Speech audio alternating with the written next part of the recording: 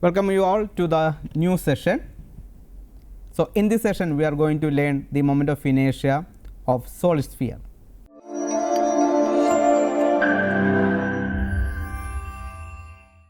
So, here we are considering a sphere of mass capital M and radius capital R. So, here we are just considering a sphere of mass capital M and radius capital R. Here rho be the mass per unit volume of the sphere. Let rho be the mass per unit volume of the sphere, and rho is given by m by what is the volume of the sphere of radius capital R? It is 4 by 3 pi r cube. So, m by 4 by 3 pi r cube. So, this is the mass per unit volume of the sphere. So, that m is given by mass of the sphere is given by 4 by 3 pi r cube rho. So, this is the mass of the sphere.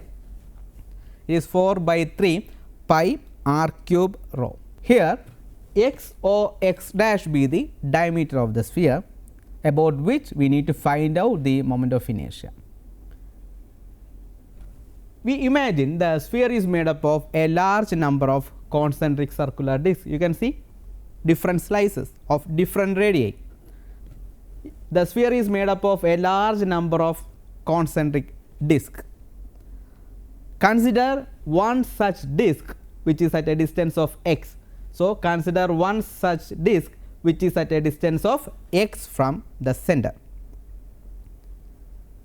Here we are just finding out the moment of inertia of the sphere about x or x dash, which is nothing but it is the axis passing through its center and perpendicular to the plane of the disc. So, we know the moment of inertia of the disc about an axis perpendicular to its plane and passing through its center of mass. For that, first we need to find out the mass of the disc. For that, first we need to find out the radius of the disc for finding the volume of the disc. So, these are the different steps we need to follow. First we need to find out the radius of the disc, then find out the volume of the disc, then find out the mass of the disc.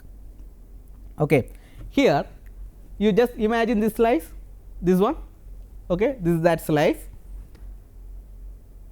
The radius of that disc, it is from this point to this point, right. So, this is the radius of this particular disc. It is not r, r is the what? R is the radius of the sphere. So, this is that one, this r dash is given by y here. So, it is nothing but y, which is the radius of that particular disc. So, here it is y, capital R is the radius of the sphere and x is the distance from the center. So, this is that right angle triangle. From this you can find out the radius of the disc, which is given as y equal to root of r square minus x square, given by y equal to root of r square minus x square. So, I am repeating the steps. First we need to find out the radius of the disc. So, we found out the radius of the disc, which is nothing but root of r square minus x square. Then we need to find out the volume of the disc. We need to find out the volume of the disc. So, volume of the disc is given by V equal to volume of the disc is given by what? It is area into thickness. So, disc of radius y, the area is pi, cross sectional area is pi y square into dx, which will give you the volume of the disc. So, it is pi y square dx, and we know what is y square? It is pi into r square minus x square dx, pi into r square minus x square dx. Therefore, the mass of the disc equal to what?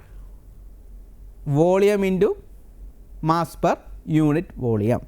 So, it is pi into r square minus x square dx into rho, which will give you the mass of the disk.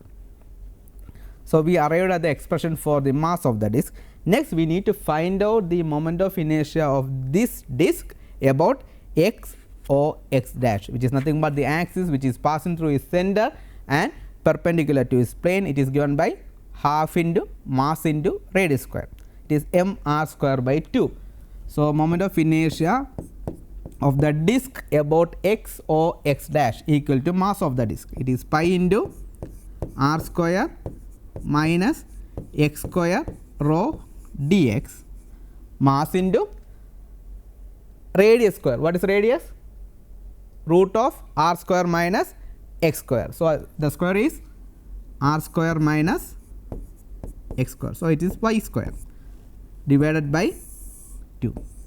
This will give you the moment of inertia of the disk about x or x dash.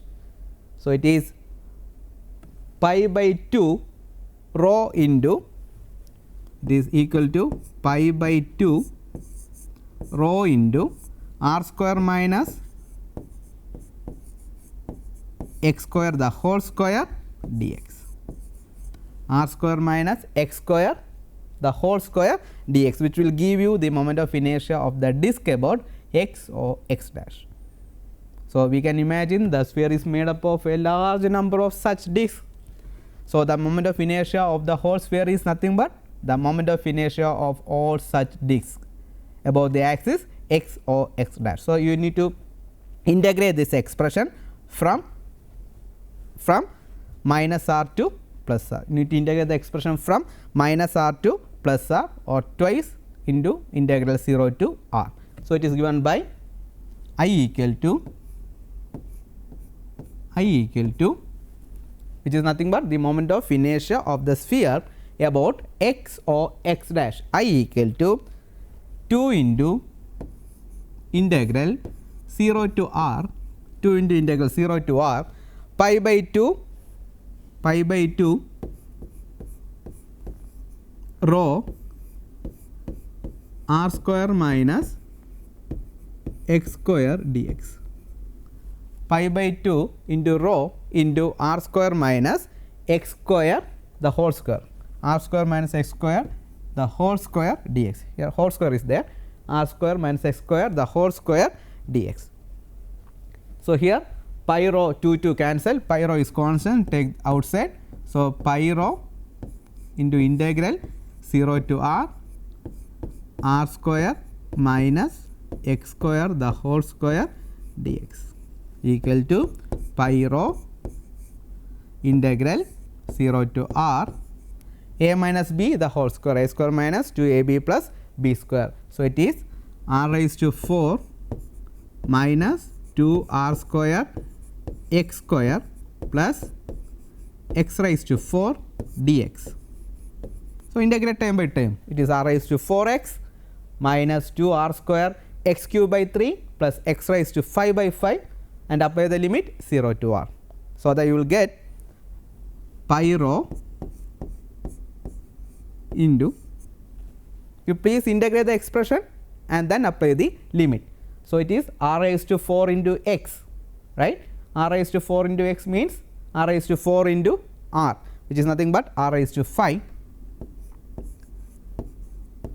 minus 2 into r square x cube by 3, 2 into r square x cube by 3. So, just apply the limit r. So, r square into r cube by 3, which is nothing but 2 into r raised to 5. So, r square into x cube by 3, apply the limits r cube by 3 to, so 2 r raised to 5 by 3 plus x raised to 5 by 5, apply the limits r raised to 5 by 5, r raised to 5 by 5. Take the LCM as 15, then solve, so that you will get what, 15 r raised to 5 minus 10 r raised to 5 plus 3 r raised to 5, which is nothing but, it is given by pi rho into 8 r raised to 5, 8 r raised to 5 by 15, 8 r raised to 5 by 15. So, here what is the expression for the mass? The mass is 4 by 3 pi r cube rho, right, 4 by 3 pi r cube rho. So, we need to group these terms 4 by 3 pi r cube rho here. So, equal to 4 by 3 pi r cube rho. So, 4 by 3 pi r cube rho. So, what is remaining? 4 by 3 pi r cube rho into 2 is there because 8 is here. So, we take 4, then 4 into 2 8. So, 2 is there, 2 into r cube is here, total r raised to 5. So, r square by here 15, here it is 3. So, 5, 4 by 3 pi r cube rho into 2 r square by 5. So, that you will get it is 8 by 15 and the same is given by this is m 4 by 3 pi r cube rho, it is m. So, the final expression for the moment of inertia equal to 2 by 5 m r square. So, the moment of inertia of the sphere about its diameter is 2 by 5 m r square. So, this is a very important derivation. We need to expect the same in our exam also. This is the moment of inertia of the sphere about the diameter. Here we will consider the sphere is made up of a large number of concentric discs, and we are just imagine one such disc which is at a distance of x, and that y be the radius of that disc. So, the first step is you have to find out that radius y. Then you please find out the volume, then the mass of the disc. After finding that mass of the disc, find the mass of the disc about the axis x or x dash, which is m r square by 2. So, you will get this expression. From this expression you can get the final expression by integrating the same. So, the moment of inertia of the sphere about the diameter is 2 by 5 m r square. Next is moment of inertia of the same sphere about the tangent. So, it is very easy for you, I think, I hope so, because we know the moment of inertia of the sphere about x or x dash. Now, we need to find out the moment of inertia about AB, which is the tangent. How? What is the method? Just use parallaxis theorem. Just use parallaxis theorem. The moment of inertia of the sphere about the tangent I equal to moment of inertia of the sphere about x or x dash, which is ICM plus ICM plus the mass of the sphere, it is m, mass of the sphere it is m, into the distance between the axis, it is nothing but the radius m r square. So, what is ICM? What is the moment of inertia about x or x dash? It is 2 by 5 m r square, 2 by 5 m r square plus m r square. So, 2 by 5 m r square plus m r square, which is nothing but 7 by 5 m r square, 7 by 5 m r square. So, this is the moment of inertia of the sphere about its tangent. So, two things, moment of inertia of the sphere about the diameter and the moment of inertia of the sphere about the what? About the tangent. So, we have learned the moment of inertia of so many shapes. We learned ring, disc, cylinder, sphere. In all these steps we have followed only 3 steps. What? So, just remember, we have followed just 3 steps. First we identified a small element, then we found out the moment of inertia of that small element about the same axis, then we integrated the expression. In all the derivations we use the similar steps. So, this is the final shape, which is the sphere. So, the moment of inertia of the sphere is given by 7 by 5 m r square. So, next we need to learn the kinetic energy of rotating bodies.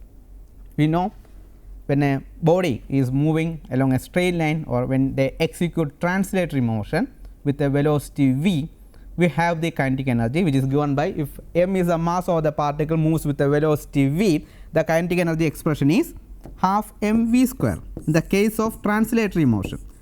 But here we are considering rotational motion.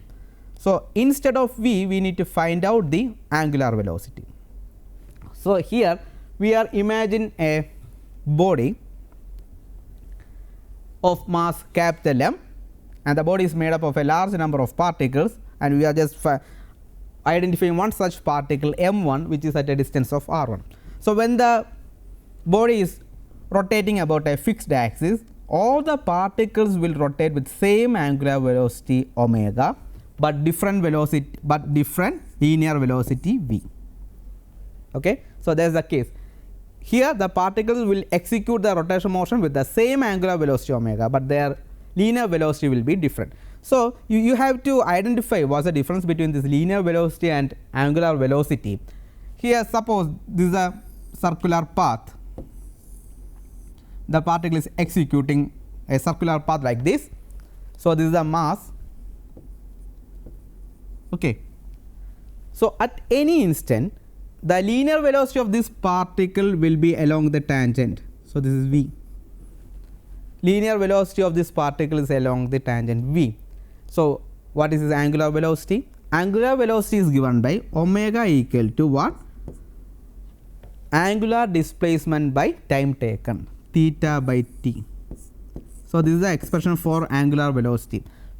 Linear velocity, displacement by time taken, angular velocity, angular displacement by time taken. For example, at the initial state the particle is at this position, then it makes an angle theta and reaches to this point at a time t, then we can say omega equal to theta by t. So, what will be the direction of this angular velocity? Do not confuse it with it is along the tangent. Okay. The direction of the linear velocity is along the tangent, but for finding out the direction of the angular velocity, just curl your finger in the direction of that rotation. If it is anti-clockwise, just curl your finger in this manner, and the thumb will give you the direction of the angular velocity. Okay. It is along the axis of rotation, and the direction of the thumb will give you the axis of rotation. So, if it is in the anti-clockwise direction, if the object is revolving in the anti-clockwise direction, the angular velocity will be along this direction. Okay. So, this is the direction of angular velocity and linear velocity. Okay. So, suppose in this case the particle is executing the rotational motion with angular velocity omega.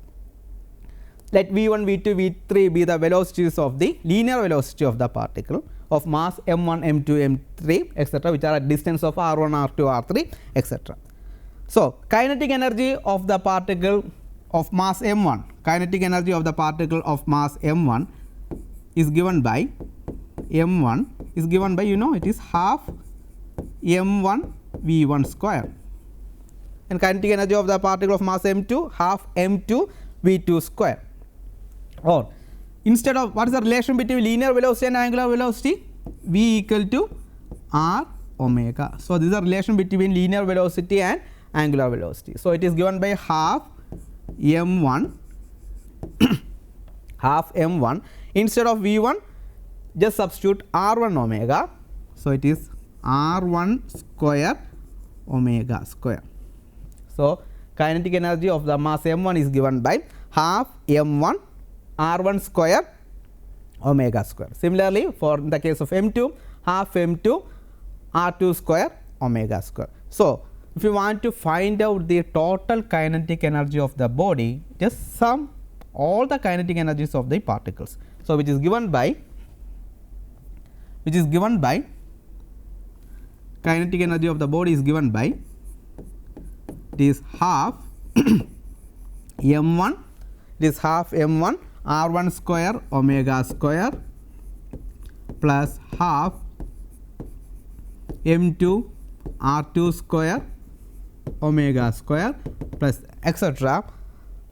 Plus half m3 r3 square omega square plus etc. Just take omega outside because all the particles are executing the circular motion with same angular velocity. So, half omega square into m1 r1 square plus m2 r2 square plus m3 r3 square plus etc. Okay, half omega into m1 r1 square plus m2 r2 square plus m3 r3 square plus etc., or it is given by half omega square into sigma m r square. I is equal to 1 to n m r square. And what is this one? We discussed this one in the first slide. It is nothing but the moment of inertia of the body. So, it is nothing but the kinetic energy of a rotating body is half I omega square. So, the equation is very important. So, kinetic energy of the rotating body is given by half I omega square. Suppose the body is rolling on the horizontal plane. So, this is a horizontal plane and the body is rolling, so that it has both kinetic energy of it has both translatory motion and rotation motion. So, it is a rolling motion.